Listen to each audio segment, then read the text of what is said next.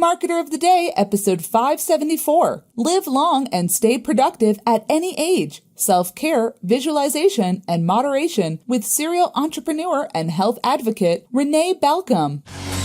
Hey everyone, and welcome back to the Marketer of the Day podcast. We're chatting with Renee Balcom, and Renee is a certified community health worker, and she's an adjunct professor, and she lives in Oregon, and she knows a lot about elder care, and she ran a business that provided health advocacy and care management services. So we're going to hear about what Renee has going on these days and what we all need to know, because it's only a matter of time. We will all be old eventually, and we might have those family members that need that extra little bit of help. So it's always good to know what we're going to need to know at a certain age. So Renee, glad to be talking to you.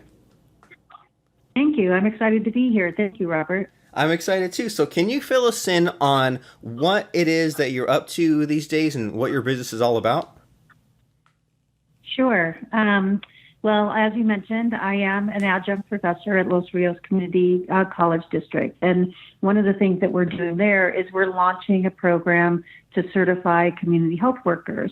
And a lot of people wonder, like, what is that exactly? And community health workers have a little bit of an identity crisis because they fall under a variety of different titles.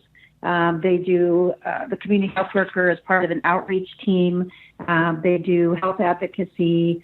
They're usually health educators and health ambassadors. You'll see them out at health fairs. And then they also work in clinics and in hospital settings and are part of the continuum of care provided for individuals and for patients. So they do a variety of different work. They're really valuable in the system, in the healthcare system, because it's a low-cost liaison from the patient to the provider. And also it's a resource for the patient to be able to utilize them to help them maneuver through the various healthcare systems and social services systems. So I teach that. I coordinate that program and teach that program. It's brand new. We're launching in the fall. We're really excited about it. My background, I worked in Oregon as a community health worker. I owned a business there and employed 29 community health workers in Southwest Oregon. But I also was seated by Governor Kit Topper at the time and helped write the scope of practice for the community health worker for the state of Oregon and chaired that committee at a state level. So in Oregon, we have state certifications, and in California, we don't have a state certification process yet. And we'll see kind of where that goes on the political realm. But for right now, we're just doing a local educational certification at the college level. Okay, so it sounds like you have all these impressive credentials, and just the way that you're explaining all this, it sounds to me like there are things set up for healthcare and for social services, but it might be just a huge mess to navigate them, and so that we need people like you to bridge the gap, and there needs to be more people who are trained and certified in this sort of stuff. That way we can make this really complicated thing simple. Is that right? Right. And you're going to find that these workers have different specialties. So as an example, I'm actually a personal health advocate, professional health advocate.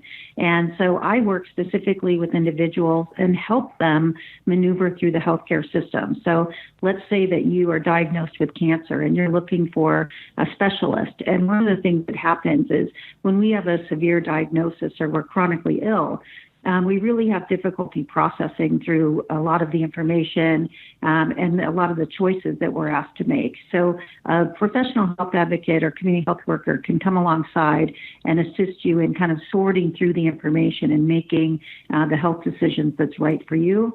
Also in getting the right specialist lined up and the right documentation and paperwork lined up. So I actually provide that service as a community health worker. And then I also, again, there's kind of an identity crisis. So you'll hear me shifting, from different titles. But in my case, I call myself a health advocate because that's what I do specifically. And then also, I'm a billing specialist. So today, because of lots of changes in the billing codes, you can pretty much count on the fact that 9 out of 10, this is statistics that you can Google and look up, but 9 out of 10 medical bills are incorrect.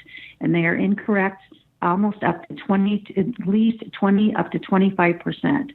So if you have a, $1,000 medical bill, you can pretty much count on 250. You're overpaying that bill by $250. So one of the services that I provide is I review those bills and negotiate those issues and mistakes out of the bill, and assist my clients in getting reductions in their medical bills. I mean, that is. So I do that too. Oh, go ahead. No, that's the other thing that I do personally professionally as a health advocate. Okay, so yeah, you have multiple titles, multiple hats, and that is a pretty scary statistic. But I definitely believe it. And I mean, not to go into the political whatever side of it, but as we all, I mean, I think everyone pretty much agrees that healthcare in this country is not the best. It is a little bit of a mess. So we need the service to make sure that we, like you said, we aren't overpaying or we don't slip through the cracks. And so you have all these different sort of things that you do. And how did that take shape? Like, was this, so I imagine this was your profession years ago and it evolved into this? No. Actually, I worked in technology for 25 years in the Bay Area. And in 2001, I moved to Oregon and kind of semi-retired there, and found that retirement just wasn't in the cards for me. So I started working in our small county, in our small community, and realized that there were big gaps in healthcare and big gaps in people's ability to access care and supports. And so I kind of just started with one client at a time, and then found myself, pretty quickly actually servicing several clients in our county and two other adjacent counties in Southwest Oregon, and working in that area to assist people in navigating the healthcare systems. I've been asked a lot of times what that transition was like going from technology to healthcare, but actually the similarities are pretty amazing because, as you mentioned, healthcare is multi-layered and it's pretty fast-moving, and we needed to have bring technology into healthcare, and we needed to have people like myself that are kind of faster movers in the system. And so I found it to be a pretty easy transition to move into the support system of healthcare. So from there, I pursued my certifications and started working to make certain that I had the credentials that I needed, and launched a second career. Super awesome. And yeah, I can definitely see how you take your technology background and apply it to this fast-moving healthcare sort of thing. And what that just reminds me of is a few weeks ago, I had some ringing in my ears and I had to go to the doctor. And I hadn't gone to an actual doctor in a few years. And it was a really high-tech sort of place. They used a web camera to take a picture from my file. I was in and out in under an hour, and I was really impressed with how a lot of things have finally been digitized. It used to be if I went to a doctor appointment, I'd have to get there half an hour early. I have to fill in all sorts of forms, but with this, it just went real quick with the computer system, and it was really great there. And so that's good that things are getting up to date in that aspect. But then what I found interesting that you mentioned there is that retirement wasn't for you, right? And a lot of people, myself included, we all think, okay, well, by the time I get to whatever age, I'll be done. I'll kick back. I'll just get the cabin on the lake and read a book every day. But it seems like it's a really common thing now where people, it's not necessarily a money situation. It's just that they get to that age and they're like, oh, I don't want to stop. I don't want to get bored. I don't want to just wait around to die. So can you unpack that a little bit, like where that kind of not going into retirement came from, like that sort of drive to not give up and keep doing something awesome? Well, I actually determined that I kind of don't believe in retirement. I think that there's always something that we can do with our skills and our talents. And I found pretty quickly that, just kind of lounging around and maybe even thinking about exploring some hobbies wasn't, my hobbies was really working with my neighbors and getting acquainted with my community. So it didn't take me long to find myself back in kind of a service business environment.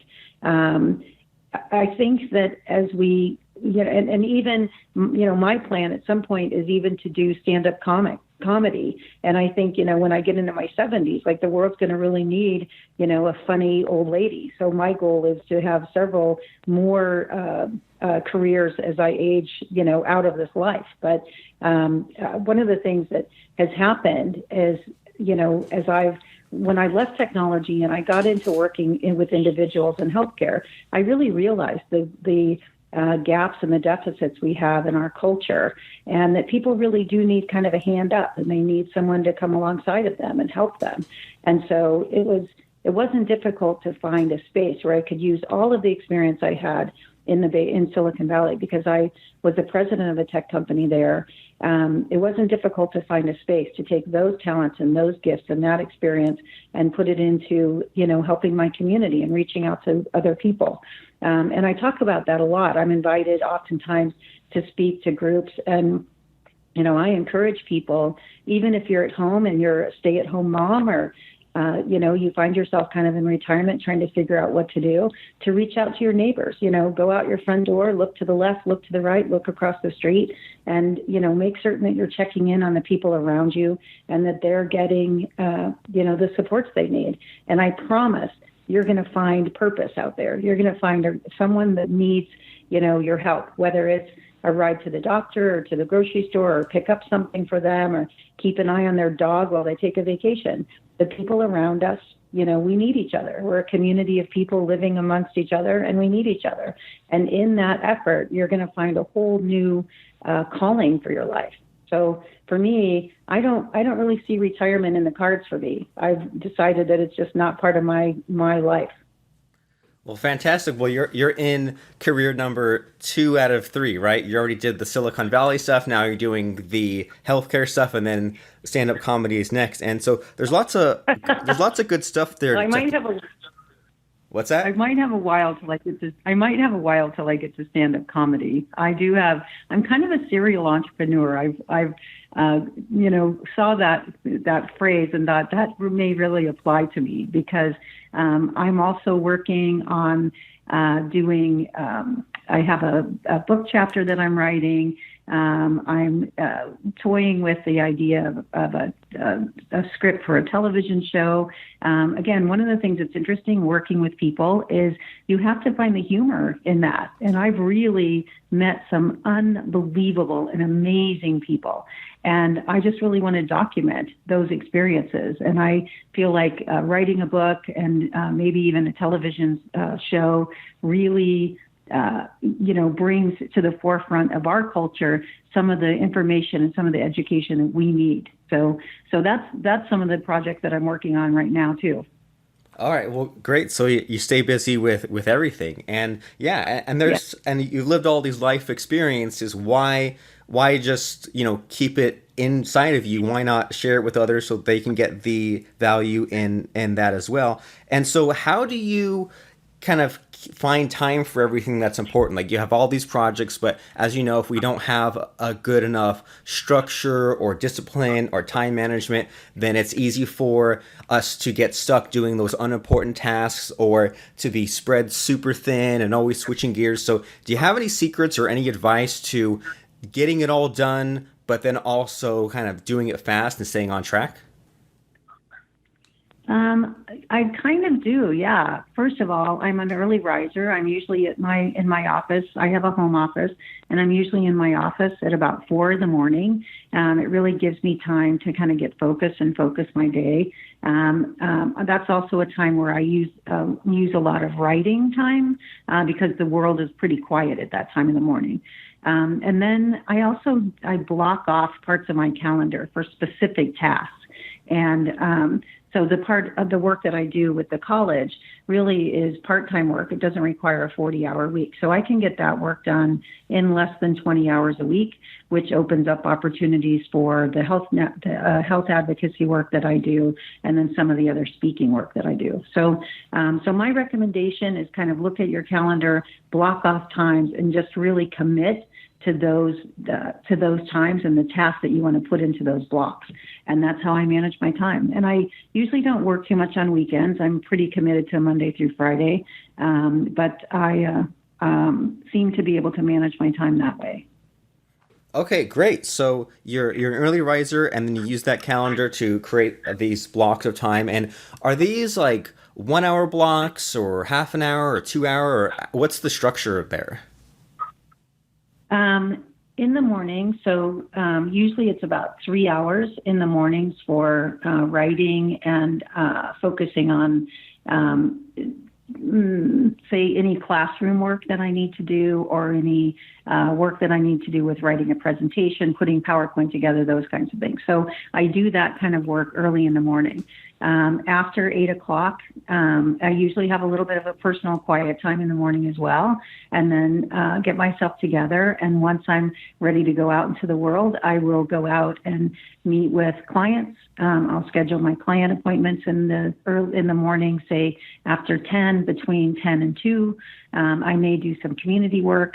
And then later in the afternoon, I may be out meeting practitioners and doing some work out with potential referral sources later in the afternoon. So that's kind of how I block off my time. Okay, great. So yeah, you have those different things for different times in the day, and it's that there's two things in there that you mentioned there that I think are really important, but also really underrated and often overlooked by a lot of people. And that is, number one, that you have that personal quiet time, and it seems like a really easy thing to say, or an easy thing to hear and say, oh, that sounds like common sense, but it seems like a lot of people don't make time just to hang out and have that quietness and that stillness. They're always running around, always late, always jumping out of bed. And then this whole idea of being an early riser and getting the important stuff out of the way early on, so that way everything else doesn't get in front of you. I think that's so important. And I used to not be early riser, morning person. I used to sometimes I'd stay up super late doing writing and programming, and then I'd wake up at 9 or 10 in the morning the next day. And I thought that was okay until I read all these different studies of all these successful people that wake up early. And then there's also some sort of chemical in your brain that helps you make good decisions, which you run out of throughout the day. And that explains why a lot of crimes and bad decisions by people happen late at night, because they stayed up too late. They ran out of that chemical during the day. And so as far as like planning your day and blocking out the calendar, something that happens to me, not super often, but every now and then, is I'll block out some of those things in the calendar. And as long as I maybe block out 3 items or less, it's okay. But sometimes I find myself blocking up the calendar too much, and then I don't end up not following it, and then it's useless. So have you experienced this, or have you seen something similar to this, that there seems to be some sort of sweet spot between planning enough and not over planning? Yeah, I would agree.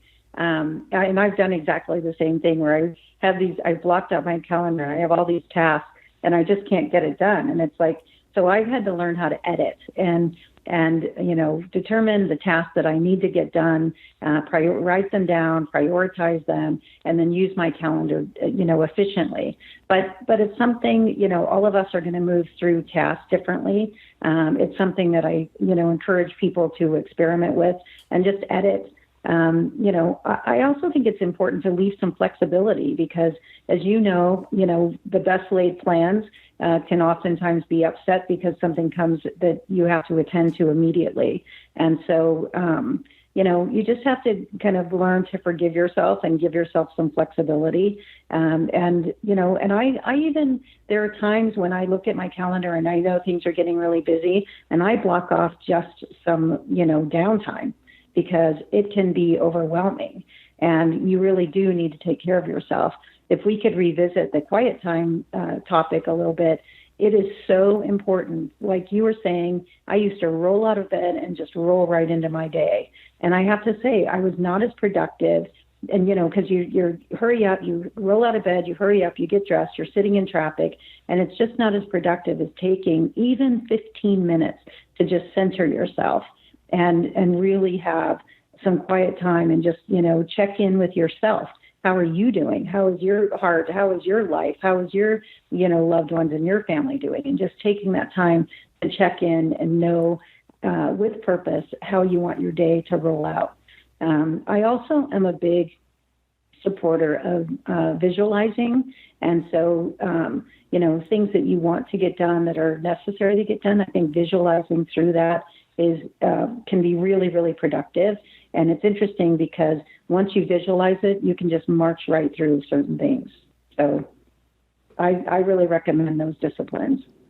Yeah, that's a good reminder for everyone. I think that a lot of us don't do that enough or don't do that often enough, spend that downtime, quiet time early on, 15 minutes to check in and see how things are going with you and what you want your day to look like, and then that visualizing to make sure that it all goes somewhat to plan, right? So that way that, well, if I just jump into the day with no plan, might end up wherever. But if I have some sort of a goal, if there's something that it's really important that I want to get accomplished, then I might hit it, I might not hit it. But if I don't hit it, I'll make some of that progress, and then I can edit, readjust. And if I do hit that goal, then I'll feel good about myself. I'll know that I've accomplished something. I set a target, I hit the target. And so as we're talking about all this, do you think that all this, productivity stuff, do you think it gets more difficult as we get older? Because sometimes I'll have some customer who tells me they have brain fog or this reason or that reason why it's just harder to focus or they run out of energy. So do you think that is that a real thing, or is that just excuses and bad habits? Yeah, I have not had that experience, but so I would say that and all of us are different physiologically, but for me, I just don't have that issue. I think it's important that we take care of ourselves. And I tell you, I've worked with hundreds of elders in our population, and the ones that are really the healthiest and the most vital. And I mean people up in their 90s. They pace themselves. Everything is in moderation. Most of them don't withhold anything that they want from themselves, but they just do everything moderately. They get good sleep. They make certain they get some form of exercise. I had a client that was 101 years old and still took a walk every single day. They move their bodies. They make certain that they're taking in a good amount of fluids and clear waters. And I don't. For the most part, there's this idea that as we age, that's another big hot button for me is ageism in our country. But as we age, that we're all going to kind of go into wheelchairs and walkers and be sitting in corners, and that's absolutely not necessary. We can move through our life with vitality and energy, and there's a lot of misinformation in our culture about aging. So I encourage people to look forward to it. I think you have. I know for me, as I've aged, and I'm 60 years old, but as I'm processing through my life, I have more clarity. I understand things that are more important to me now than they were before. I'm not in the world of acquisition anymore, so I don't need to acquire any more stuff. I have what I need, and I know that's different than for people that are younger, like yourself, that are still in the acquiring mode. But I will say that if you just take care of yourself moderately, you will have all the clarity that you need if you're healthy. That is very good advice. Everything in moderation. And the reason I bring that up is just because I was just thinking back to, I had a longtime customer once who he just told me he couldn't make this internet marketing thing work. And I said, well, why? And he said, well, it's because I'm 64 years old. And when I watch your videos, there's some sort of flashing green border. And he just kept mentioning his age. And I was a little bit puzzled by that, especially because at that time I had an uncle who was 85 years old and had just gotten his PhD. And then you look at, people like William Shatner, for example, right? Late 80s and still keeping the brain going, always acting, always doing stuff. And some of these older people have more energy than the young people. So that's really reassuring for all of us to hear that as we get older, it's not going to be slow decline as the stereotypes would suggest. But we do need to take care of ourselves and be careful about things. But things will make more sense, and there'll be less urgency because we're not in the acquiring stage. We're in the fulfillment, giving back stage, right?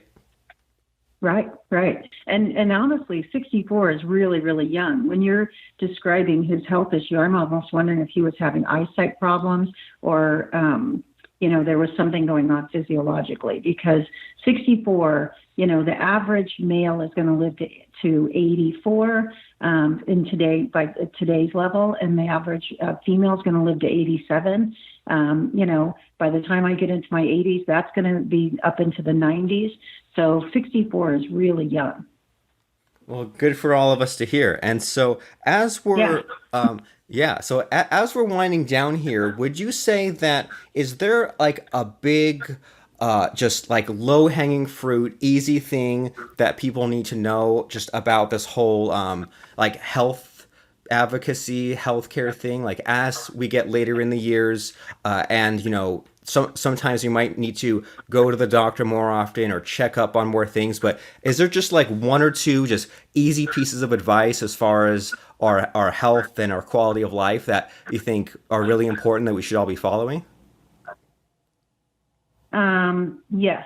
And the number one thing that I want to encourage people is to really look into getting a health advocate.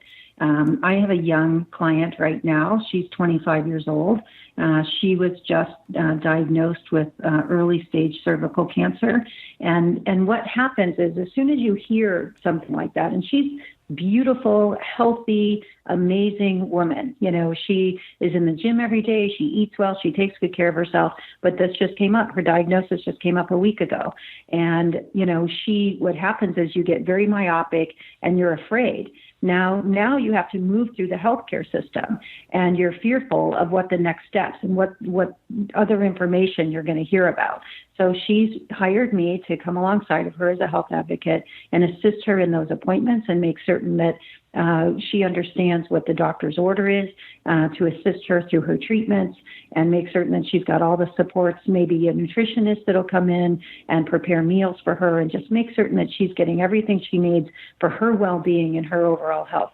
So I encourage everyone that is in the healthcare system or has a medical issue or a loved one that has a medical issue to look at getting a health advocate, because it's such a low cost assistance in processing through this system, number one. And number two, being compliant and hearing your doctor. One of the things, oftentimes we go into the doctor and there's this thing called white coat syndrome, and we all have a little bit of it. And it's where we go into the doctor and the doctor comes in and says, how are you doing? And all of a sudden we're telling them, well, we're okay, because, most of us were brought up if you can't say something nice, don't say anything, right? And we expect the doctor to understand what's going on with us, but we don't often articulate ourselves and exactly what our needs are. So there's this communication gap that goes on between patient and doctor. One of the things that I encourage everyone to do is write down the points that you need to make to your doctor and literally write them down. Take those notes in with you to the doctor and make certain that you're touching on every point. Because when we get in front of the doctor, oftentimes we forget, or our mind goes into a different space. We have fear and we deal with white coat syndrome, and we don't always articulate ourselves. Then we leave and we think, oh, I wish I would have told the doctor that. So have a good, organized meeting and communication with your doctor. Again, use a health advocate if you're in a critical situation, or if you're very sick, or if you're dealing with a diagnosis that is a severe diagnosis. Have a health advocate come and work with you. The other low-hanging fruit is, as we work with the aging population, I think it's important to make certain that they're getting the care supports that they need. And we have a lot of aging people that are driving cars that shouldn't be driving anymore, and they're afraid to surrender their licenses because how are they going to get to the grocery store? How are they going to get to the doctor? So So there are lots of services that are coming up now that are becoming available to assist in our sick and aging population. And I encourage people to go out and learn about those and find out what those are and, make certain and utilize those services. Well, three pieces of great advice. So learn a little bit about these services that are available to us. I mean, that's why they're there.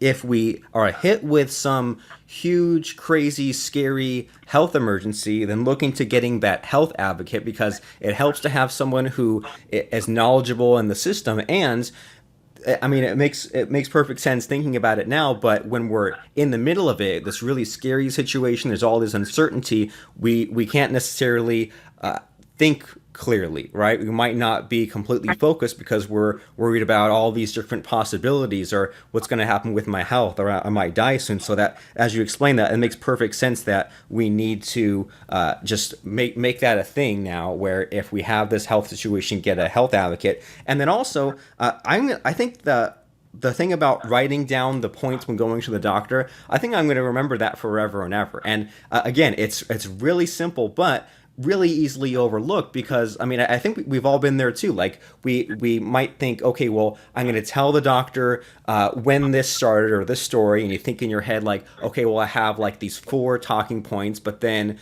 when the doctor comes, like, you don't want to be a complainer, and you think, well, I don't want to ramble on too long because the doctor's only going to listen for a short amount of time, but I want to make sure that I have the right details. And then in our rushing through things, we might overemphasize point number 2, we might forget about point number 3. So that really makes a lot of sense to just have those few bullet points figured out, so that way we can have time to think, because there is that very limited window when we're with the doctor. So we want to make sure that we're articulating all the information, but in kind of a little bit of a compressed length of time there. So write down those points and take those notes in. Might seem sort of silly at first, but I mean, it's your health we're talking about. It's your livelihood. So have a little bit of preparation, the same preparation you might have for like presenting a speech in school, right? At least have those few bullet points. That way you don't miss things, or that way it's not too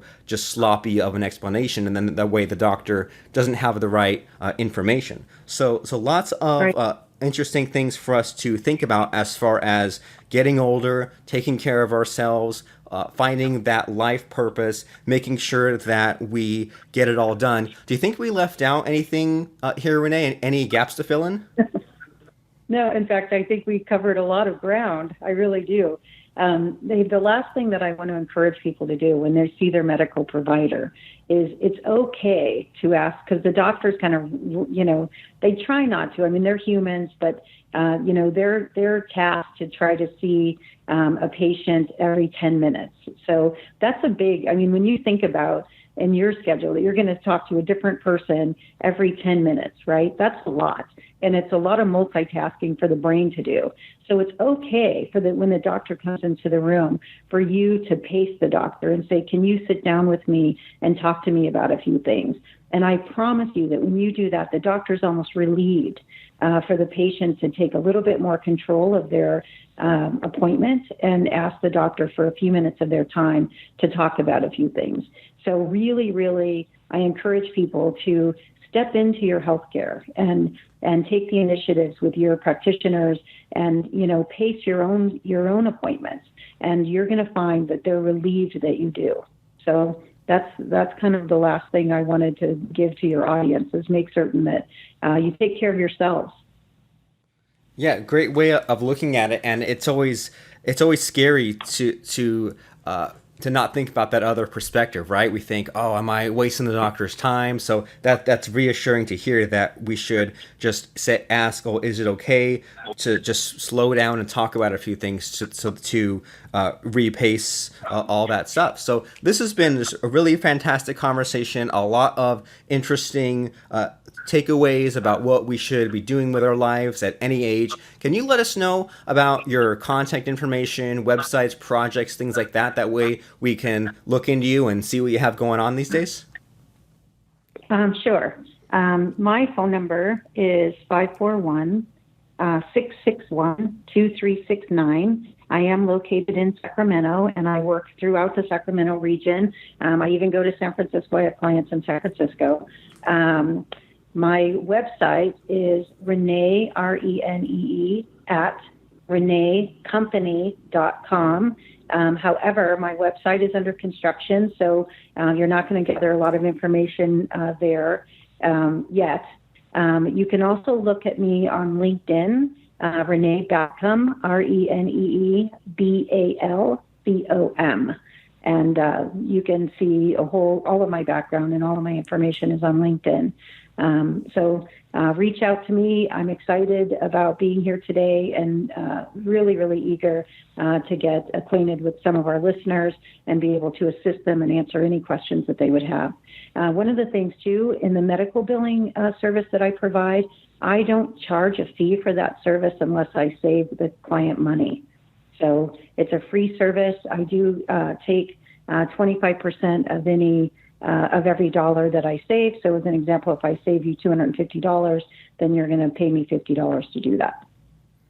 Okay, fantastic. Well, that's an awesome service. So make sure that if you're listening right now, make sure to reach out to Renee if you have some sort of a medical issue and you want her to examine the billing and see if you're one of the 90% that has something wrong and where there is a cost savings to be had there. So that's Renee Balcom on LinkedIn.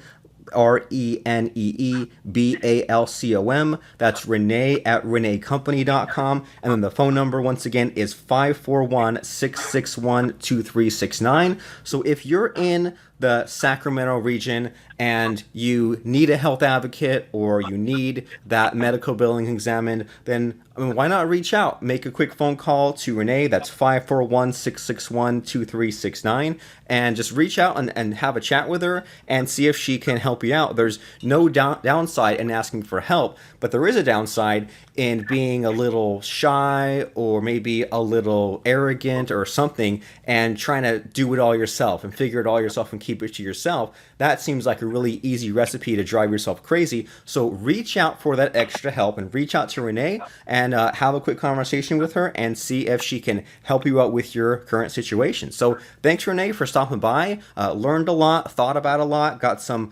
great medical realizations and great life tips for going to the doctor and navigating all that. So I appreciate that a lot. I appreciate you too. Thank you. Thank you. I appreciate you, Robert. I'll look forward to seeing you soon. Awesome. If you're a future podcaster, new podcaster, existing podcaster, or you're looking to make more money with your podcast with less time, you owe it to yourself to check out doneforyoupodcasting.com. We handle any or all of your podcasting needs. Go to doneforyoupodcasting.com right now.